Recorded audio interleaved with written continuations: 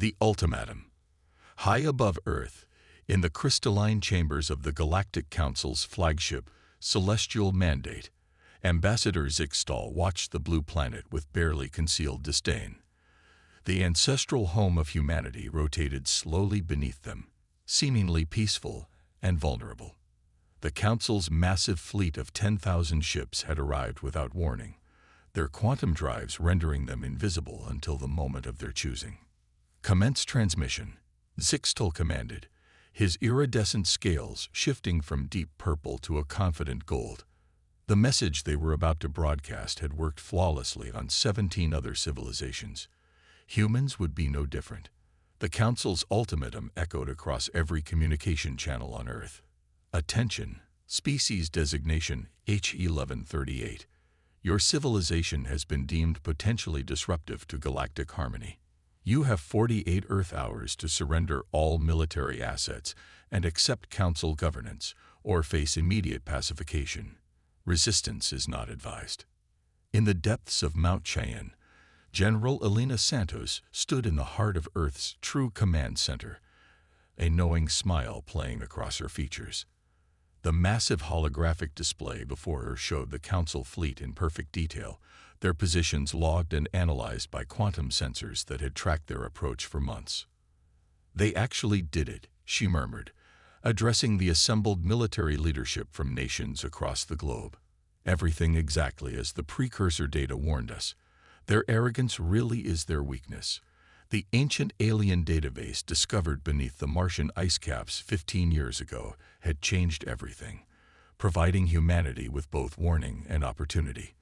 All facilities reporting ready," Colonel Chen reported, his fingers dancing across the quantum interface. "Project Chrysalis is at full operational status. They don't suspect a thing." For the past decade, while the world maintained a carefully crafted facade of typical 21st century technology, humanity had been preparing. Hidden cities beneath the oceans, quantum arsenals concealed within dimensional pockets, and an entire shadow fleet of ships that didn't officially exist, all made possible by the precursor knowledge and humanity's relentless drive to survive. "Send our response," Santos ordered. "Let's play this exactly as planned." Earth's official reply was appropriately panicked and desperate, begging for more time to consider the Council's demands.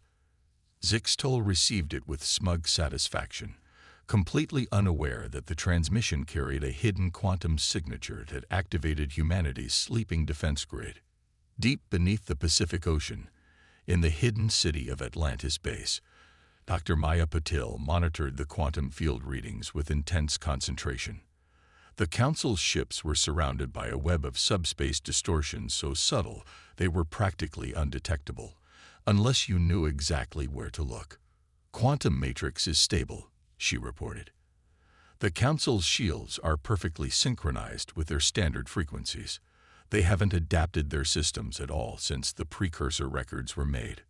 General Santos nodded grimly. "They've never needed to adapt. Every civilization they've encountered has fought exactly as they expected. But we're about to change the rules of engagement." The next 47 hours passed in a blur of activity carefully concealed from the Council's watchful eyes. On the surface, Earth appeared to be a planet in chaos. Governments arguing, militaries scrambling, and civilians panicking. Below the surface, humanity's real preparations moved with precision born of years of planning and practice. As the deadline approached, Zixtal prepared to savor another simple victory. The humans would either surrender, like so many before them, or they would resist with their primitive weapons and be crushed. Either way, the outcome was certain.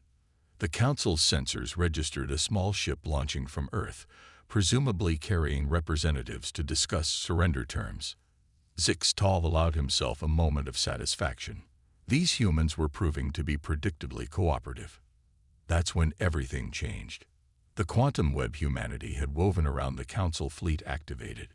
In an instant, 10,000 ships found their advanced shields operating at barely 30% capacity. The small Earth vessel approaching them suddenly dropped its dimensional cloak, revealing itself to be the first of humanity's Lazarus-class battleships, vessels that combined precursor principles with human ingenuity in ways the Council had never imagined possible. General Santos's voice rang out across all frequencies, translated perfectly into the Council's language.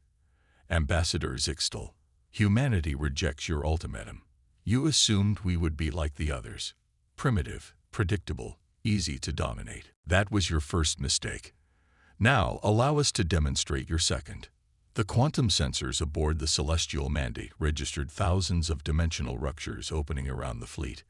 Humanity's hidden arsenal was about to make its debut on the galactic stage, and the Council was about to learn why it was a terrible mistake to underestimate Earth. Hidden arsenal. The dimensional ruptures blossomed like dark flowers against the starfield, each one disgorging vessels that shouldn't have been possible.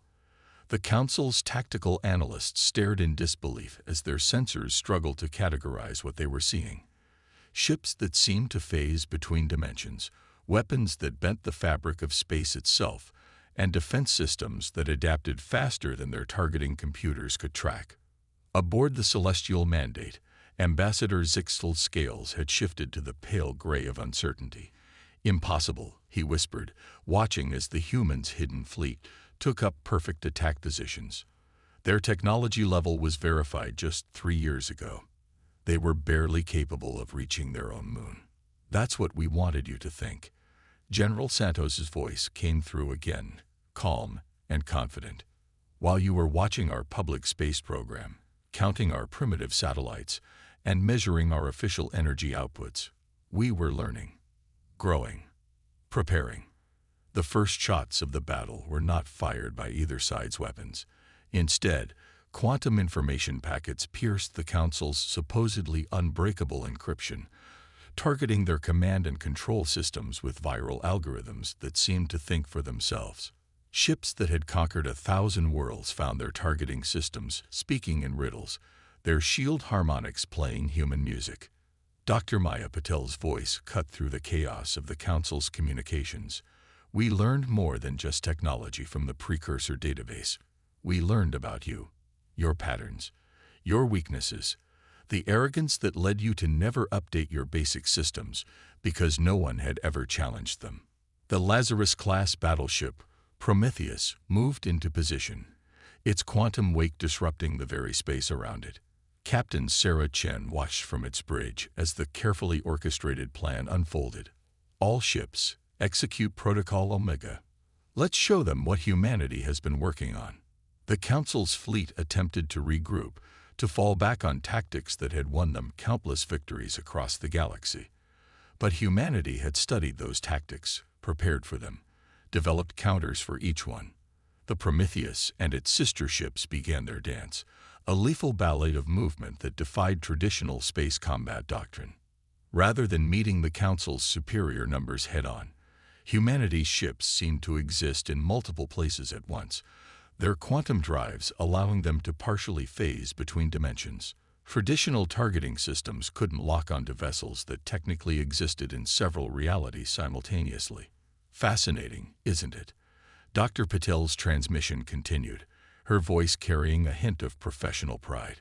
We took the precursor's theoretical physics and did what humans do best. We got creative. Your ships are trying to target us in normal space, but we're not entirely there. The Council's mighty fleet, which had never known defeat, found itself in a battle it couldn't understand, much less win. Their energy weapons passed through phantom ships, their missiles detonated in empty space, and their commanders watched in horror as humanity's hidden arsenal systematically dismantled their defenses. From his command post in the Atlantis base, Colonel Chen monitored the quantum field fluctuations with satisfaction. Phase shift generators performing beyond expectations, General. The Council's ships can't adapt fast enough to compensate. General Santos nodded, watching as the holographic display showed more of the Council's ships falling into disarray. Commence Phase 2. Let's show them why challenging humanity was their biggest mistake. The ocean floor trembled as massive structures began to rise from hidden underwater bases. What the Council had dismissed as simple tectonic activity had been the construction of humanity's most ambitious weapons platforms. Quantum accelerators the size of mountains emerged from the waves, their power finally unleashed after years of waiting. Ambassador Zixtal watched in mounting horror as his mighty fleet was systematically encircled. The humans weren't just fighting back. They were executing a battle plan years in the making, using technology that should have been centuries beyond their reach. "This is impossible," he transmitted, his composure finally breaking. "You were supposed to be primitive, controllable. That was your fundamental error," General Santos replied. "You judged us by your standards, your patterns of development. You never considered that we might take a different path. Humanity has spent its entire history adapting, innovating, finding ways to overcome superior forces. Did you really think we would do any different when we learned about you?" The quantum accelerators reached full power, their energy signatures drowning out the Council's desperate attempts to call for reinforcements. The trap was about to close, and the galaxy's greatest military force was about to learn why humanity's greatest strength had always been its ability to surpass expectations. The Council's mighty armada, which had subjugated countless civilizations, found itself caught in a web of humanity's making, facing weapons they couldn't understand and tactics they couldn't counter. The hidden arsenal was fully revealed, and with it, the true nature of humanity's response to those who would dare threaten Earth. Counter-strike. The quantum accelerator's energy beams lanced through space, not targeting the Council's ships directly but instead weaving a complex pattern through the void. Dr. Patel's voice carried a note of fierce pride as she explained. "You see, while you were busy conquering worlds, we were studying the fabric of space itself. These aren't just weapons, they're keys to unlocking the universe's fundamental laws." The pattern became clear as space itself began to fold around the Council's fleet. What had appeared to be random fire was actually creating a massive dimensional pocket, a trap that had taken years to prepare. The Council's ships found themselves caught in a region where the normal rules of physics became more like suggestions. "Commence Operation Checkmate," General Santos commanded, her voice steady as she watched the trap close. Throughout the solar system, hidden installations activated in perfect synchronization. The asteroid belt came alive with weapons platforms disguised as mining operations. The dark side of the moon revealed particle beam arrays that had been there since before the Council's first scouts arrived. Ambassador Zixtal watched in growing terror as his fleet's formation began to break apart. Ships that tried to retreat found themselves moving forward. Weapons fire curved in impossible ways, sometimes striking the vessels that had launched it. "What sorcery is this?" he demanded, his scales now a sickly white of absolute fear. Captain Chen's voice cut through the chaos. "Not sorcery, Ambassador. Science. We discovered something in the precursor database that you missed, or perhaps chose to ignore. The universe doesn't play by one set of rules. Reality is negotiable, if you know how to ask politely." The Prometheus led humanity's counter-strike, its quantum drives allowing it to dance through the dimensional distortions as if they weren't there. Other ships followed in its wake, each moving with precise coordination. What looked like chaos to the Council was actually a carefully choreographed attack pattern, designed to hedge them into a series of increasingly disadvantageous positions. Deep within Atlantis base, Dr. Patel monitored the quantum field fluctuations with intense concentration. "Phase synchronization holding steady," she reported. "The Council's ships are trying to compensate, but they can't adapt quickly enough to the changing dimensional constants." The Council's mighty fleet, which had never known defeat, found itself fighting an enemy that seemed to break every rule of warfare they had ever known. Humanity's ships appeared to be everywhere and nowhere, striking from impossible angles and disappearing before retaliation was possible. "You still don't understand what you're facing, do you?" General Santos transmitted to the increasingly desperate Council commanders. "We're not just fighting you with technology. We're fighting you with everything humanity has learned through thousands of years of warfare, adaptation, and survival." The quantum accelerator's energy patterns reached their crescendo, and space itself seemed to shiver. Council ships found themselves trapped in bubbles of altered spacetime, where seconds stretched into hours and distance became a matter of perspective rather than measurement. Colonel Chen's tactical display showed the battle unfolding exactly as their simulations had predicted. Multiple Council vessels attempting emergency quantum jumps, he reported, exactly as expected. Activate the quantum anchors, Santos ordered, allowing herself a small smile. As the Council ships attempted to flee into quantum space, they discovered another nasty surprise. The humans had seeded the entire solar system with devices that disrupted quantum field coherence, making escape impossible. Ambassador Zixtal watched in horror as his supposedly invincible armada was systematically dismantled by forces he barely understood. "Wait," he transmitted desperately. "We can negotiate. We can offer you technology, resources, anything." "You still don't get it," General Santos replied calmly. "We don't want your technology. We developed our own path. We don't want your resources. We learned to use what we have more efficiently. What we want is very simple. We want you to understand that humanity will not be threatened, will not be subjugated, and will not be underestimated." The counterstrike continued with mechanical precision.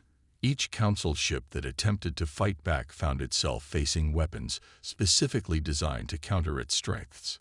Each attempted adaptation was met with a response that seemed to have been prepared years in advance, because it had been. From the quantum accelerators to the dimensional traps, from the phase-shifted ships to the reality-warping weapons, everything humanity unleashed had been carefully planned, tested, and refined. The Council wasn't just facing a military response. They were facing the culmination of humanity's greatest traits: ingenuity, determination, and the absolute refusal to accept defeat. As the battle reached its peak, Dr. Patel's instruments detected something new: quantum communications from deep space. "General," she reported urgently, "we're picking up transmissions from the Council's home systems. They're mobilizing their reserve fleets." General Santos nodded, unsurprised. "Good. That means it's time for Phase 3. Let's show them why picking a fight with humanity was the last mistake they'll ever make as a galactic power."